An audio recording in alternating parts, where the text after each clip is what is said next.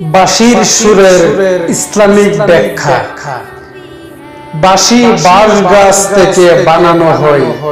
একটি বাঁশির সুর হলো বাঁশির কষ্টের প্রতিদান। তার দেহের শোষণের মধ্যেই মানুষ সুর শুনতে পায়। ঠিক তেমনি মানুষের দেহ ও আত্মা একে অপরের সাথে সরাসরি সম্পর্ক। একটিকে বাদ দিয়ে অন্যটি মূল্যহীন। মানুষের দেহ দিয়ে যা কর্ম করে রূহের মাধ্যমে তাই প্রকাশ পায়। আমাদের দেহ বাঁশির নিয়ে কাজ করে, আত্মা তাকে ইহার ভিতর সরাসরি জড়িত। কেউ কি বলতে পারবে সুর দেখা যায়নি? না, সুর দেখা যায় না, সুর অনুভব করা যায়।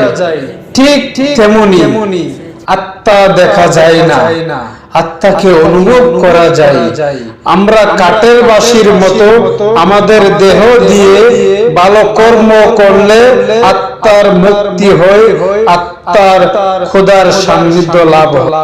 এখন বলতে পারেন দেহের কি হয়? দেহ বাঁশের লাঠির মতো ধীরে ধীরে আয়ু শেষ হলে শুকিয়ে যায়, অর্থাৎ অবশেষে মাটির সাথে মিশে যায়। শিক্ষামূলক ভিডিও পেতে একটি লাইক, কমেন্ট এবং নতুন হলে ফলো দিয়ে যাবেন।